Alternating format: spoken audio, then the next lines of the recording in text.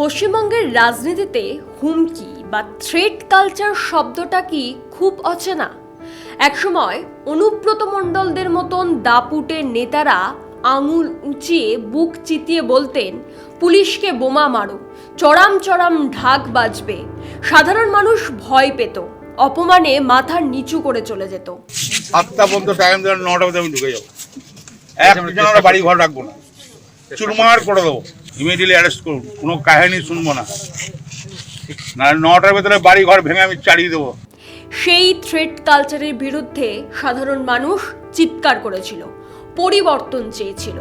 কিন্তু শাসক বদলালেও ক্ষমতার দাপট কি বদলেছে? না, অনুব্রতদের সেই পুরনো হুমকির ভাইরাস এবার রূপ বদলে ঢুকে পড়েছে অন্য শিবিরে। ক্ষমতা যার হাতে, তর্জনীটাও যেন আজ তারই উঁচিয়ে থাকে। একজন সাধারণ আশা কর্মীকে প্রকাশ্য সভায় অপমান, আর সেই অপমান সইতে না পেরে প্রাণ হারালেন ৩৫ বছরের এক নারী। তাই প্রশ্ন করতেই হয়, দল বদলায়, পতাকা বদলায়, কিন্তু এই থ্রেট কালচার কি কোনোদিনও বদলাবে না? কনফিডেন্সটা বেশ লো দেখছি। রিসেন্টলি টেস্ট করিয়েছো? হ্যাঁ ডাক্তারবাবু, প্রি টেস্টের পরের দিনই করিয়েছি। ও, তুমি মাধ্যমিক দেবে? তাহলে মক টেস্ট করো। এই নাও মৌলিক লাইব্রেরি সম্রাট exclusive mock test paper.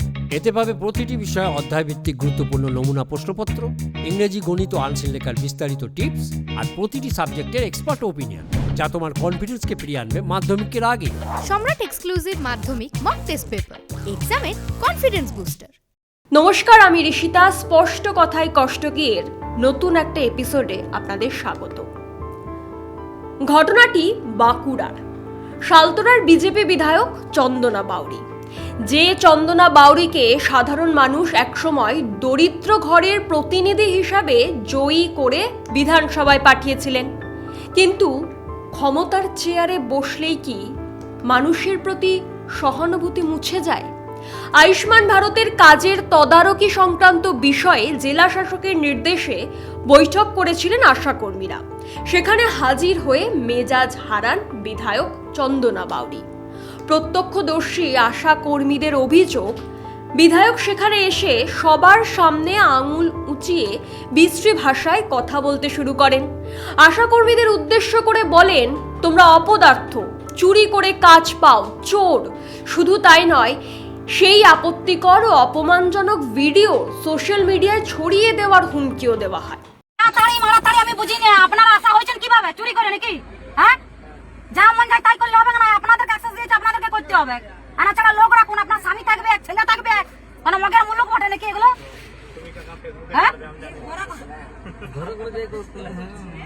Slow আমি বুঝি না। আপনি একজন শিক্ষিত মহিলা বলে আপনি কাজটা পাইছেন, তার মানে আপনি চুরি করে পাইছেন কাজটা, বলুন। আমি অত সব বুঝি না। শুনুন, আপনার হাজবেন্ড আপনি করুন, আমি এখানে থাকবো, আজকে কোথাও যাবো নাই, আপনি করুন। দেখছি যে আশা কর্মীরা সামান্য পারিশ্রমিকে দিন রাত এক করে মানুষের দরজায় স্বাস্থ্যসেবা পৌঁছে দেন, তাদের এভাবে চোর ও অযোগ্য বলে চিৎকার করে অপমান করা হলো। এই চরম মানসিক অপমান সইতে পারেননি ৩৫ বছরের আশাকর্মী রূপা মণ্ডল। অপমান ও আতঙ্কে তিনি অসুস্থ হয়ে পড়েন এবং শেষ পর্যন্ত অমর কানন হাসপাতালে তার মৃত্যু হয়। হাসপাতালের সামনে সহকর্মীদের কান্না আর ক্ষোভের আগুনে আজ উত্তাল বাঁকুড়া।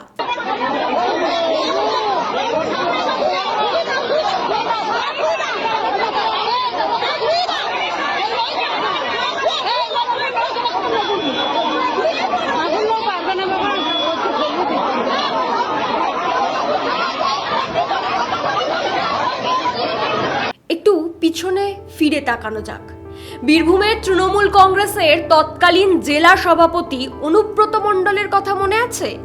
অনুব্রত মণ্ডল ছিলেন পশ্চিমবঙ্গের হুমকির সংস্কৃতি বা থ্রেট কালচারের অন্যতম পথিকৃৎ।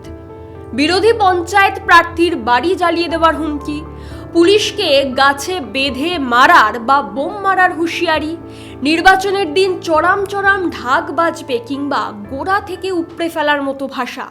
দল প্রার্থী বাড়িতে হুমকি দেয়, তার বাড়িটা ভেঙে চালিয়ে দে, তার বাড়িটা ভেঙে চালিয়ে দে।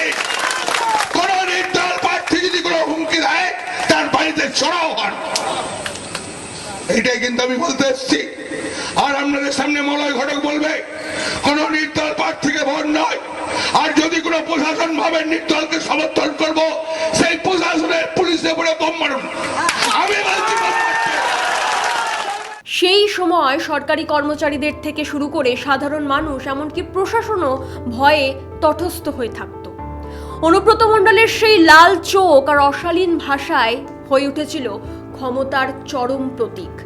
রাজ্যবাসী ধিক্কার জানিয়েছিল এই থ্রেড কালচারকে।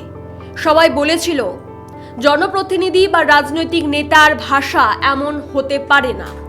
এখন প্রশ্ন হলো, তৃণমূলের অনুব্রত মণ্ডল আর বিজেপির চন্দনা বাউরির মধ্যে পার্থক্যটা ঠিক কোথায় রইল? অনুব্রত মণ্ডল বিরোধীদের হুমকি দিতেন, সরকারি আধিকারিকদের গালাগালি করতেন, আর আজ বিজেপি বিধায়ক চন্দনা বাউরি সাধারণ খেটে খাওয়া মহিলা আশাকর্মীদের প্রকাশ্য রাস্তায় অপদার্থ, চোর বলে অপমান করছেন। বিরোধী দলে থাকলে যারা শাসক দলের থ্রেড কালচার নিয়ে গর্জে ওঠেন, ক্ষমতায় বা জনপ্রতিনিধির চেয়ারে বসলেই কি তারাও একই ভাষায় কথা বলতে শুরু করেন? চন্দনা বাউরি যখন একজন অসহায় মহিলা কর্মচারীকে অপমান করেন, তখন কি প্রমাণ হয় না যে দল যারই হোক, ক্ষমতার অহংকার সবার মানসিকতা এক জায়গায় এনে দাঁড় করায়? অনুব্রতদের জায়গায় নতুন অনুব্রতদের জন্ম হচ্ছে না তো এই সমাজে বা এই রাজনীতিতে? কেবল দলীয় ঝান্ডা আর গায়ের উত্তরীয় রং বদলে যাচ্ছে, কিন্তু সাধারণ মানুষের ওপর মানসিক অত্যাচার আর হুমকির রাজনীতি অবিকল একই রয়ে গেছে। রূপা মণ্ডলের মৃত্যুর পর তার সহকর্মী, আশাকর্মীরা রাস্তায় নেমেছেন।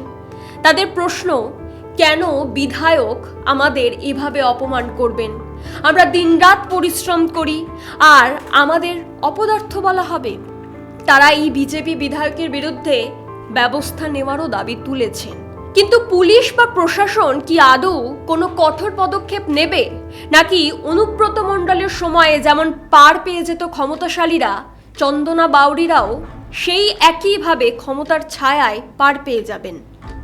রাজনৈতিক দলগুলো আসে যায়, লাল বদলে নীল সাদা হয়, নীল সাদা বদলে গেরুয়া হয়, কিন্তু সাধারণ খেটে খাওয়া মানুষ, যারা সমাজে আসল চালিকা শক্তি, সেই আশাকর্মী, শিক্ষক বা শ্রমিকের কপালে জোটে শুধুই অপমান আর হুমকি।